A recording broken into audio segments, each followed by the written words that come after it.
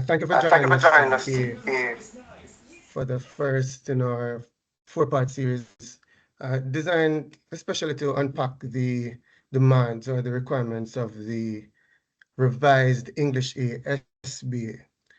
As was mentioned, my name is Gavin Sams, and I'll be moderating this series. So undoubtedly, we are in for an informative and helpful session. So you're sure to benefit from what will unfold in short order. That's just a few housekeeping notes though. Please keep your microphones muted unless you're speaking. So naturally, this is to reduce background noises and any other disturbances.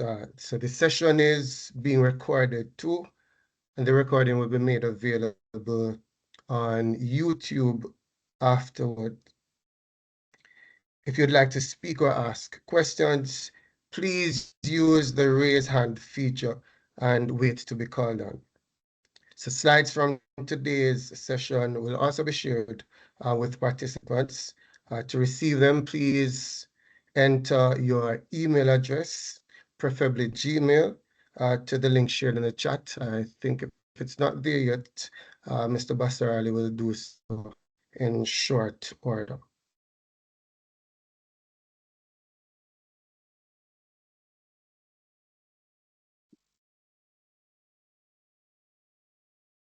Now, for our presenters, we have Miss Sharon Highland. She's an educator from Barbados. Since joining CSEC in 1999, she has served as a marker, table leader, and team assistant. With the transition to online marking, she became a seed marker and supervisor for summarizing, and has supervised the English SBA since its inception. Mr. Hassan Bassarali is an educator from Trinidad and Tobago, currently based in the Cayman Islands. He began marking in 2010 and has since worked as an English B marker, seed maker, and supervisor for various quigs in paper 2. He also supervises the English B SBA from its inception. So, Mr. Bassarali and Ms. Highland, over to you. Thank you so much, sir. So I'll start us off now. If you could allow me to share. Thanks.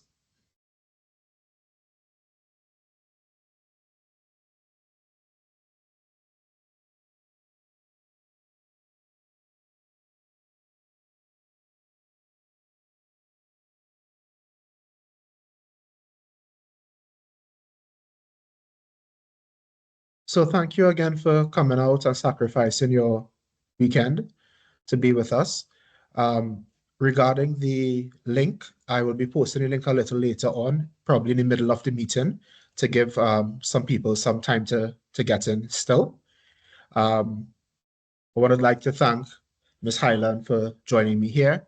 And at this point in time, it would be remiss of me not to recognize our respective chiefs, the English A Chief Examiner, Dr. Anthony Felician, and the English B Chief Examiner, Ms. Sharon Phillip, who have been instrumental in helping us arrange our presentation and giving us the necessary guidance so that we will have the best information to share with everyone. And at this point in time, let me pause to allow either of them, if they have found time out of their schedules, to join us to say a couple of words. Mr. Sam, are you seeing Dr. Felician or Ms. Phillip with us? Checking short order.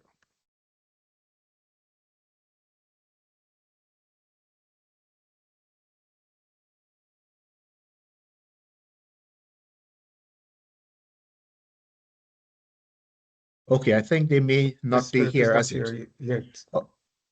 And Neither neither is Dr. Felician. No. Okay, that's no problem. We thank them still for their tremendous efforts over this week when working with us. So we want to start off with a comparison of what is the current versus the new SBA. The current SBA, of course, is what those of your students who are currently going to write exams in 2026, they will be submitting.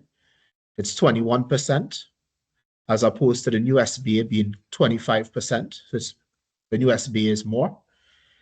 The individual parts of the current SBA were the plan of investigation, the 3 reflections, individual participation, and oral presentation. Whereas in the new SBA, the individual parts are now 2 reflections, a plan of writing task, a writing task, an oral presentation, and the bibliography or references. In the current SBA, the group parts are the group written report and the group participation measure, whereas in the new one, the group parts is now just the plan of investigation. The raw marks for the current SBA is 45 marks, as you all know. In English B, it would be divided into by 15, whereas in the new SBA, it will be 60 marks. It's very important that we know our syllabus. And because really, you should not depend on this presentation. You should be depending on your syllabus. So please refer to these pages in your syllabus when you want to read about the SBA, because this is your legal document that you are going with. This is what is stated by the examining body, and this is what will happen, despite whatever we may think or whatever we may want. So remember, put a sticky note on these pages and refer to them in detail. Go through them with your students as well. Regarding the plan of investigation now, let me just mute. Please remember to remain muted unless you're speaking. Thank you so much. Regarding the plan of investigation, the current one is 100 words, whereas the new one is between 125 to 150, so you have a range. The current one is an individual component, whereas the new one is a group component. The current one is 5 marks. You would mark out of 10 and divide by 2, whereas the new one is 10 raw marks. These are the differences between the current and new plan of investigation, which is obviously the first thing that we do in the SBA. Now, on page 69 of the syllabus, when they started to speak about the plan of investigation, they gave some guiding questions. And this has some people a bit unsure. However, today we will actually be going through what these things mean, and we will relate these questions to the rubric, which Ms. Sharon Highland will go through in detail, and you will see what these things actually mean. There were 5 questions mentioned when in the write-up, in the introduction of that plan of investigation. You started off with, why did the group choose this general topic or theme? What are the subtopics or themes chosen by individuals in the group? Why was the individual theme chosen? How do you intend to collect relevant information in your theme or topic and use this in your presentation? And what are the expected benefits of completing the SBA to members of the group? So I strongly suggest everyone that the easiest way to clarify these questions and to break them down is to look at the rubric itself. The rubric itself shows you where the marks are. So it actually demystifies the language here. So let's go into this a little more. Firstly, when it comes to the question, why did the group choose this general topic or theme? Here, an explanation is required, and the reasons must be developed and well written. So saying something such as, we want to know more about the topic, will not have the candidate scoring a high mark because that's not really developed. It's rather basic. So remember, in this part, the why requires explanation and reasons that are developed and well written and well thought about. I think in the current syllabus, they use the word insightful. So that same thing will apply as well here. It must be insightful reasons for choosing this theme. The next question is, what are these subtopics or themes chosen by individuals in the group? So here it asks for identification. It just asks for what.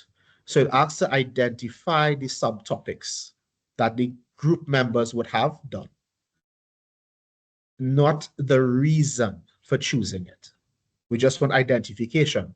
So in a way, the first part of your plan of investigation is much like your group written report, where you would state your theme and state the subtopics.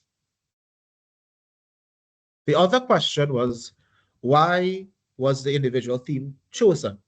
And I know this question had a lot of people a bit unsure. And this is basically a repetition of the question, why did the group choose this general theme or topic? So why was the individual theme chosen? It means why was the specific theme of the group chosen? So it's just a repetition here. And you will see this reflected in the rubric, and that will clear up that matter for us. Then it goes on to how do you intend to collect relevant information on your topic or theme and use this in your presentation. Here it is requiring us to list the sources, not types of artifacts or titles of artifacts, but just list your sources. So just bear this in mind, that we are required to list sources because it says collect relevant information. It doesn't go on to speak about to any discussion of what specific artifacts going to be used or the types of or the genre of artifacts. And then the final guiding question is, what are the expected benefits of completing the SBA to members of the group? And of course, here we refer to English specific benefits.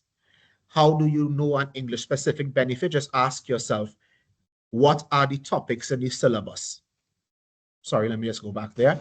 What are the topics in the syllabus that will give you the English specific benefits? So we have some, over the years, we have been getting some benefits that are not English specific and do not score the marks. So for example, expanded knowledge is very general. That's not specific to English. Critical thinking, while it is developed in English, it is just developed in English in addition to every other subject as well. So it's not specific to us. Learning how to research, it's also not specific. Even though you do learn how to research, it's not only done in English. At this point in time, I will take a pause before I turn over to Ms. Highland and take any short questions, and then we shall continue with our session today. So please, you could use the raise hand option, or you could type in your question.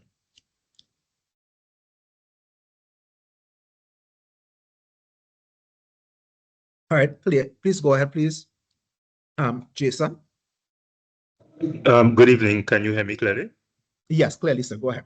Okay, so just to clarify, you're saying that the only topic that the students are supposed to give that insightful reason for is the group topic. That is correct. And it's more than one reason. Okay, because you see the fact that you had two guiding questions. Mm-hmm. Yeah, that was kind of confusing for me. I understand. That's why we decided to clarify this very early. And when Ms. Highland goes into the rubric, you'll see why that is the case. Let me just go to Rhea now. Yes, good evening. Thank you. The question part D, in terms of the collecting of the relevant information, it said not the types, not the genres of the artifacts. You said list sources. Could you just give me a little more information in terms of what you mean exactly by the list of the sources themselves? Is that you're talking about the name of the source? Miss Highland will actually be explaining that further. So you'll have to get the answer when she reaches there. Okay, sure, no problem. So please, so don't forget, if you don't find your question answered, make sure ask her again, okay? All right. Thank you, everybody. Okay, And yes, Christy, go ahead, please. Yes, hi, good afternoon, everybody. Good afternoon. My question is based on the one that you said is tied into the first question about the reasons for choosing the topic. Now, that second question uses the word individual, and my students, as well as myself, would have interpreted that as the question being, why did students choose the individual subtopics? So when they approach their plan of investigation, they answered it along those lines, like giving additional reasons to the first reason for choosing general topic. You just said that, well, the individual subtopics were chosen because of whatever. Would they be penalized for this? Well, if they have information that is not needed, they will not be losing marks. But if that information that is not needed takes up the space of the 150 words, and then information that is needed comes after the 150 words, they'll be not getting the marks for what comes after. So well, it's well within the 150 words. I would strongly suggest you stick with what the rubric asks for and not make life difficult for the students and yourself by giving yourself extra work. The rubric does not ask for the reasons for the individual subtopics. So you can just have them delete it and make life easy for everyone. Okay, but you're saying that if it's within the 150, it can be left within the It can be POI. left. It can be left, but remember, be very careful because you have a student who may be very wordy and may write something, or a group that may be writing something, and then they miss out on the actual marks themselves. So No problem, it is best that we keep it safe and simple for our students and also ourselves when marking, and just stick with what is the rubric and don't put anything extra. Okay, thanks. Okay, you're welcome. Okay, last question before we move along and turn over to Ms. Highland. Okay, then. So I now turn over to Ms. Highland, who will be going into some more details about the rubric. Ms. Highland, would you like me to run the slides, or would you like me to share? Good evening, everyone. Yes, Hassan, I would prefer you to run the slides. No problem. Your first slide is up now. Okay. All right. Good afternoon, everyone. Thank you again for attending. Now, this is what we're going to be using to mark the plan of investigation. So you're going to see at the end of each line, each section, A, B, C, and D, you're going to see the final score given there.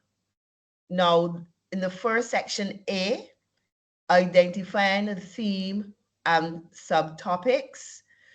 Now you're going to score, the student will score, or the group will score 2 marks if they have both the theme and the subtopics. Both theme and subtopics are given. If there's only the theme and nothing else, you get 1 mark. If it's only the subtopics and nothing else, you get 1 mark. If there are no themes or subtopics given, or something that is inappropriate for a theme, or the subtopics don't even seem to be related to what the theme is, there's no mark. Now, I must caution here, the information from the syllabus suggests groups of 6. So if you have a group of 6 students and we have the theme, but we only see 3 subtopics, obviously you would not score the full 2 marks. So you must have the subtopics relating to the number of persons, number of students in the group. Moving on to B, reasons for choosing the theme. Now you're going to see the total mark there is 3. And for 3 marks, it suggests at least 2 reasons are provided, which are well-written, appropriate, and supported. So remember Hassan said the reason we chose this because we want to get a grade 1 or something like that. That doesn't make sense. We want something that is well-written. Yes, grammatically correct. It suits the theme and it's fully developed. Now, it says there are 3 marks assigned. There's no problem. We don't have any problem with you having 3 reasons, but there must be at least 2 well-written and so on in order to gain 3 marks. For 2 marks, we have 1 to 2 reasons are provided, which are well-written, appropriate, but not fully developed. And 1 mark, at least 1 reason is provided, which may not be well-written, appropriate, or well-developed. And so the student will only, the group will only score 1 mark. If there's no reason given at all, or there's a reason there, but doesn't seem to be related to anything or to the theme, there's no mark assigned. So sources of material. You're going to see a maximum score of 2 marks. And it says here, at least 2 types of sources are given which are relevant to the theme. And I gave you some examples. For example, the blog, newspaper, books. And that to have those 2 types of sources, you will gain 2 marks. If you only have 1 source is relevant, you get 1 mark. If no sources are given or what you have given not relevant to the theme, no marks. And when we think of sources, suppose you are thinking about, there's some topic related to illness or some type of illness or anything, and you're looking at a journal in medicine, but the journal you have is on flower arranging or something that is totally off. That will not be a source that would be relevant to the theme. Section D, expected benefits to you as students of English. I remember what Hassan would have shown you 3 expected benefits there that were not really relevant. So you want in here now, we want to have 3 English language specific skills, things that are specific to English. And all you have to do is to look into your syllabus, and you're going to see many things listed there that you can use. But they also have here, they give you some there that you free to use: summary writing, persuasive writing, expository presentation. So to have 3 of those will give you your maximum total of 3 marks. If you only have 2, you get 2 marks, 1 mark, and no benefits at all, 3 marks. Now in the previous, or the plan that we are still using now, which is individual, and even in the write-up to this, before this, they asked about how are you going to use certain things use this in your presentation. What are the benefits of completing the SBA to members of the group? Now, in section D of the write-up, this is not actually listed here in the criteria for marking. So that one, don't focus too much on that one. Okay, you can go ahead, Hassan, because scroll the other. So just a reminder, you can see the rubric on page 73. Just a reminder, 2 marks for identifying the theme and subtopics. Let's scroll down again. You can scroll, Hassan. Reasons for choosing the theme, a minimum of 2 required, but you can have 3. But if you only have 2, you're not penalized, because it does say that you can have 2, well-written, appropriate, and supported, well-developed. Scroll again, Hassan. 2 marks for the proposed sources of material, minimum of 2 required. You can scroll again as well. And the final thing, benefits to your students of English. 3 benefits required, must be English specific. You can Right, questions at this point, which Hassan and I will try our best to answer for you. Over to you, Hassan or Gavin. Right, so Miss Okay. Christy Ellie Yeah, has her hand up. Go ahead, please. Yeah. Hi, good evening. Just wanted to clarify, you mentioned about the number of students per group. What would be a recommendation for minimum to maximum number of students per group? So that issue of the number of people in a group is very fluid because realities of school happen. You may start off with 4 persons in that group, and then someone may transfer. Someone may transfer in. A child may drop out of school. So it depends on the topic. Some themes lend itself to several subtopics. Some don't. For example, if you look at video games, and you know children like to talk about video games, if you get 3 to 4 subtopics out of that, that's a lot. But if you look at something such as abuse, you might get something more. So CXC has given a maximum, but they also realize that on the ground, you are the teacher that should guide the students accordingly about what could work best for them.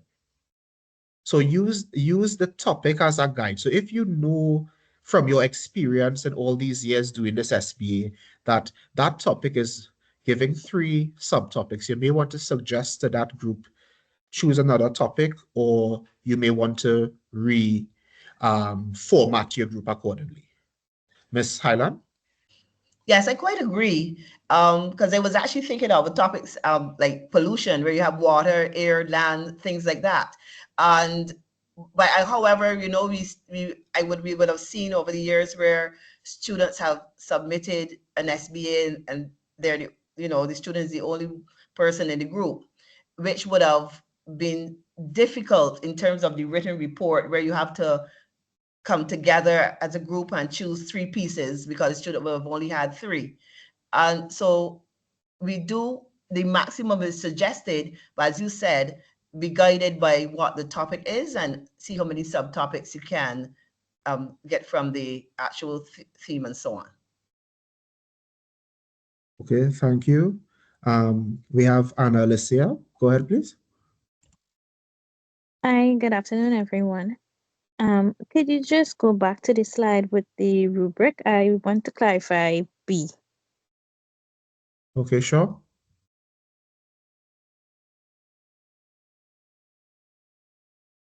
Here's B. It's B. Reason for choosing the subtopics. And I know earlier you mentioned reason for...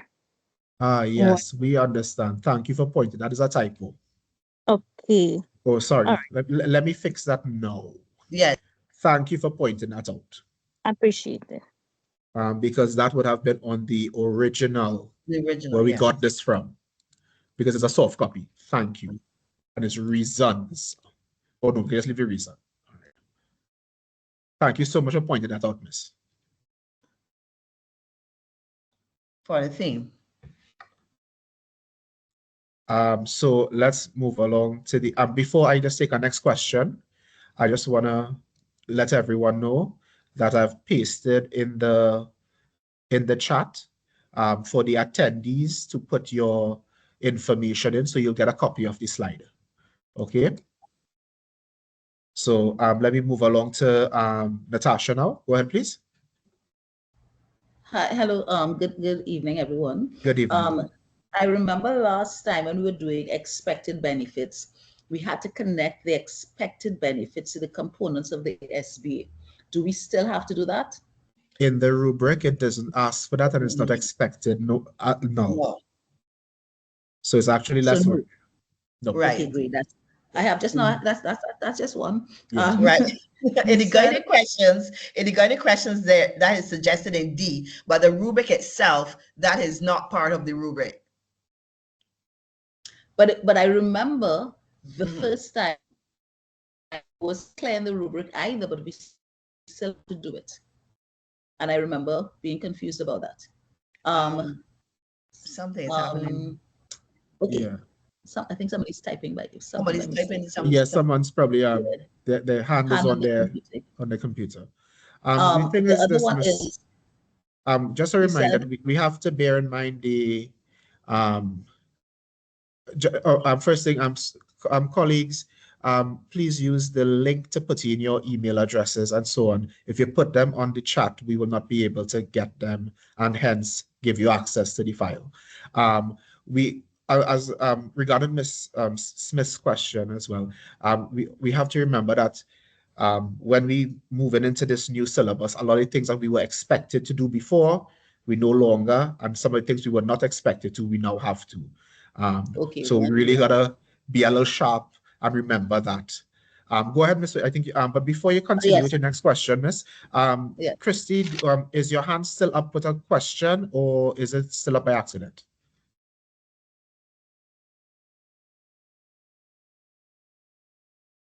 All right, let me go ahead because it's short.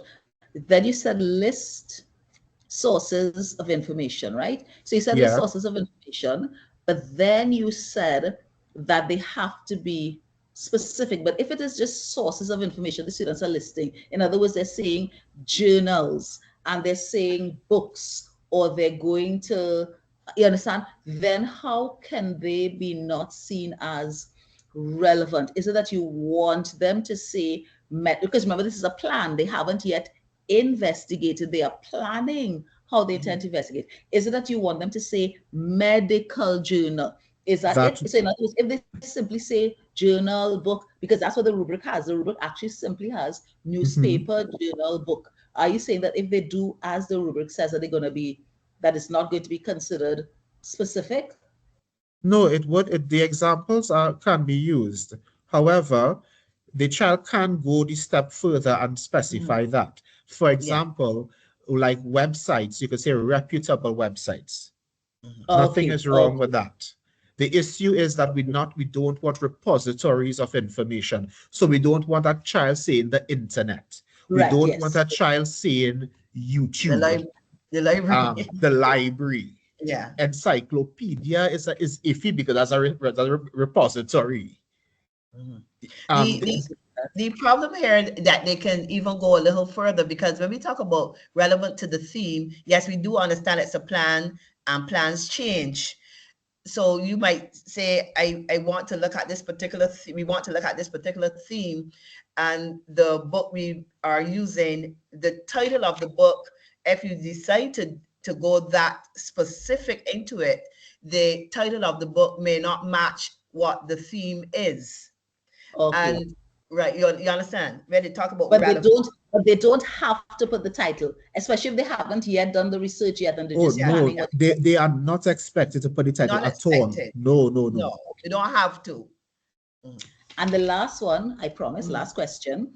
You said you want two well-developed reasons, and they have to support their reasons. So in other words, support their reasons. Can you give me an example of what you understand support to be? So for example, if a student said, well, we're interested in violence because one of our students, we're interested in violence because one of the members was a victim of domestic violence. To me, that's developed enough, as in like, how much further can that be supported? To me, that's the reason. So how can that be supported? If you understand what I'm saying. So that's why I was a little confused about that. That is supported based on personal experience. Yes. So therefore the reason is the support. Yeah. The justification, remember, there's the more personal to it. connection. Yes. Etc. Those are the things that support. Like, for example, some students would mention that they would like to research this topic because of, one, personal reasons, because of their experience. Two, it is a national issue. Three, because it is a great debate. So that is the support of it. So support is like justification. Okay, all right. Thank you. Okay. Hassan and Sharon, I want to interrupt you right now. I'm sorry to say that you said you would have placed a link in the chat, but the chat is not available. It's only to members of the team. Well, the chat, well, that is the only means we really have.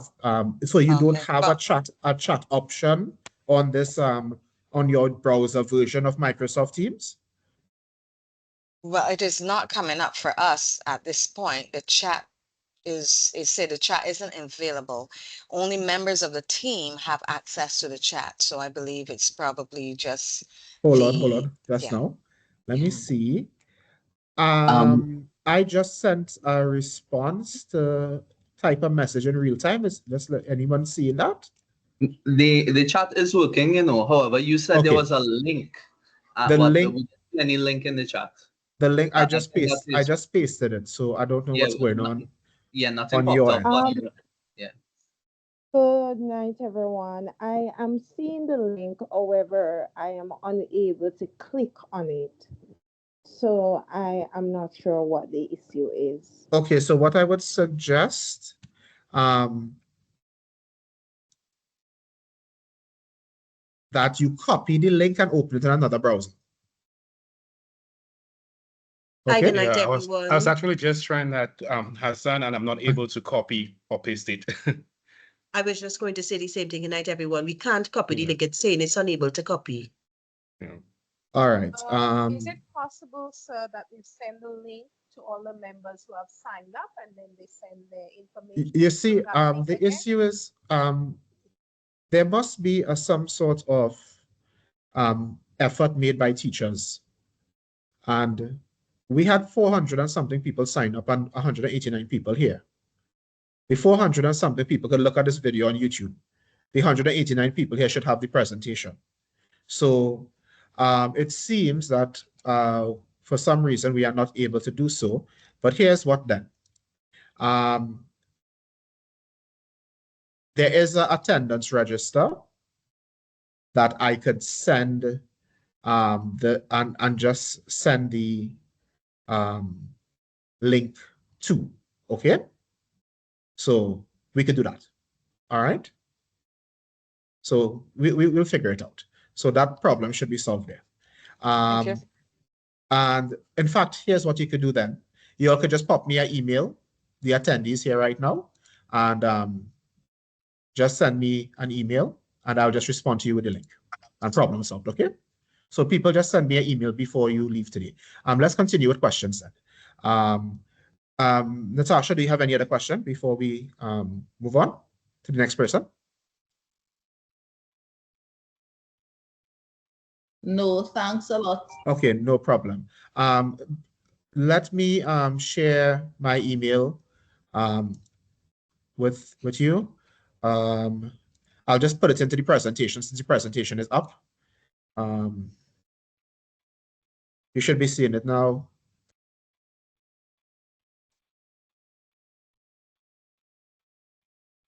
Are you seeing the email? Yes. Yes. Okay, yes. So please send me an email and I'll respond to you with the, right. So send me an email, I'll send you a link and you just, from there, I could just give you access to the file. Marcia, could you please go ahead with your question? Thank you for waiting. Everybody, the quick question I have, in fact, two. Miss, could you speak up a bit? We're hardly hearing you. Okay, yes, I was saying, I have two quick questions. Do you hear me, Clara? A little bit, go ahead. Yeah, go ahead. Okay, concerning the reasons, we're expecting two well-developed supported reasons. So my question on that is, does the word limit remain the same? I don't know if I missed that. Does it remain the same? The word limit I know there is a word limit. Oh, the word limit has been increased. Extended. Yes. So from 100 to 125 to 150. So this actually is more than sufficient words. So any teacher who was concerned about the word limit, because I know many people were already concerned about the word limit in the current SBA, that issue we have went to lengths to make sure that is no longer an issue for teachers. Okay, wonderful. And the final question, someone asked a question on group size. Presently, I have a group that's like 3. We've had lots of issues where students started out, we had appropriate numbers and we faded out. So now that we are starting over, to put it that way, there are cases where we have only 3 members in a group. So I just wanted to clarify that with you since we're talking about group size now. So as we were saying, group size depends on your internal dynamics of your school and your topic, etc. So even though there's a recommendation by CXE, you would have to use your judgment as a teacher to guide the students if, for example, their theme does not allow a large number of subtopics. Obviously, that group will be smaller. Also, we are aware that people leave the school, leave the group, etc. They drop out of school. That you can't do anything for that. But I mean, you have a group of 3 that's going to work for sure, miss. No need to be concerned about that. Thank you. And regarding people asking about what is a minimum for a group, what is the minimum of a group? Remember, at least 2. But you know, it would be good to have about 3 in case one person moves or etc. So you still have a group. You don't want to have a group of 2 and then one person goes and it's one child by themselves. So let's use a 3 as a good safe thing to do for now. Okay. Marcia, do you have any other questions? Sorry, the children use something that could give you a certain amount of appropriate subtopics. So let's say you were saying, like, if you take video hold on. Miss, Could you just hold on a minute, please? Any subtopics, so you might find you'll have about 3 or 4 in our group. But if you have something like abuse, you could get 6 topics out of that. Anne-Marie, are you speaking to us? I apologize, no. Okay. All right, cool. Marcia, do you have any other question before we open up again to ask anyone if they have anything? Okay, good. Okay, thank you. Colleagues, we are basically done. Please, again, a reminder, send me an email and I will give you the link to get the access to the file. And we should be good there. Unfortunately, I do realize now the issue that we are having with the chat. I guess this is a compromise. We are able to have more than a couple hundred people, but it seems that our chat option is severely restricted. I guess for obvious reasons, they don't have 100 and something people on the same chat. The system can't handle that. So please remember, email me for the slides and we will send them to you as soon as possible. I will start emailing the slides today and until tomorrow. It is on the PowerPoint being shared right now on the slide. You're going to see my email address there. So please go ahead and send me an email, okay? And of course, I could use the attendance to actually just verify those who are actually here. And we do have a question. Again, please go ahead, Miss. Good night, everyone, and thank you, Hassan and team, for your presentation. Just a bit of clarity, where we're saying that this new POI should be for the year 2027. That's what we're saying, or is it 2026? 2027, Miss. 2027. Because in 2027, so those students who do a 2-year program, because in the Caribbean, we have either a 2-year program or a 1-year program for CSEC. Those doing the 2-year program, they have started in 2025. So they'll be doing it in 2027. Those doing a 1-year program will obviously start next year, and then 27 they'll be doing it. Okay, thank you. Fabulous. Okay. Thank you. Appreciate it. No problem. Is there anything else before we close off? Okay, so ladies and gentlemen, before I turn you back over to Ms. Highland for any closing remarks, just let you know how we'll be proceeding with the other sessions. The next session will be next week, most likely on Sunday. we'll be moving on to the topic of the reflections. The good news is that the reflections haven't changed from the current SB. So that's going to be a very easy thing for us to do because we all have knowledge about that. Except, of course, it's 2 as opposed to 3. So we will send out the sign-up sheet again for that.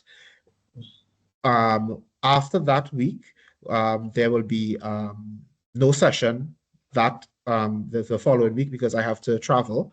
And when we return, we shall have our final 2 sessions. The final 2 sessions will be on the writing task and its plan. And then it will move on to the final one being the oral presentation and the bibliography / references. And then anything else that we have to discuss about the SBA. I now turn you over to Sharon Highland, who would give us any final comments. And of course, you are free to ask any questions in these last couple of minutes before we all leave and go back to our respective lives. Ms. Highland? Yes, thank you, Hassan. Yes, what I want to just remind the teachers, remind all of you, sometimes you read the POI, the plan of investigation, and you make comments on your students' work. And sometimes when we get the plans, the current plans, we can see your comments because the students have seen your comments but have not changed anything. So we get the plans with all of the corrections and so on. What I want just going forward, just have a last, relook before you actually ask them to submit finally, just look over to ensure that they are within the word limits and the corrections that you have asked them to make, they have made. Also, you can use the same plan, the same rubric, and check yourself, check the marks to ensure that each student will get the maximum benefit from each section. That's all for now. Back to you, Hassan.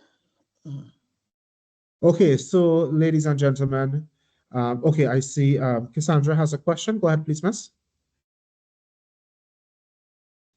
Good evening. Quick question, just to clarify. So for the general theme, students are expected to give an insightful response, as well as they're expected to list the individual subtopics and give insightful responses as well? Just for clarification. I think I missed that. Right. You're only identifying the theme and the subtopics, but you're only giving reasons for choosing the theme. The theme only, not the subtopics. Okay, thank you. No problem.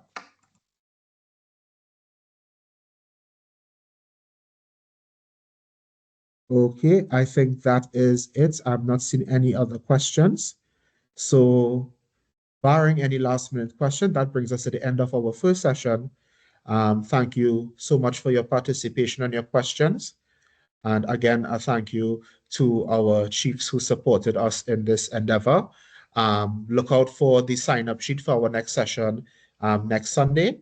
And we look forward to another session where we go through our 2 reflections now that are required.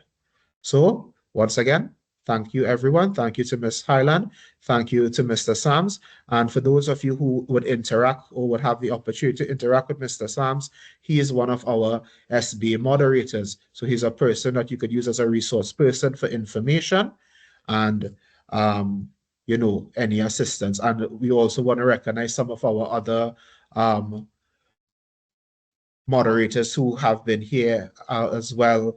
I'm seeing Ian and Hannah and a couple others. And of course, we'll introduce them to you as the time goes by. So thanks again, everyone, and see you next week.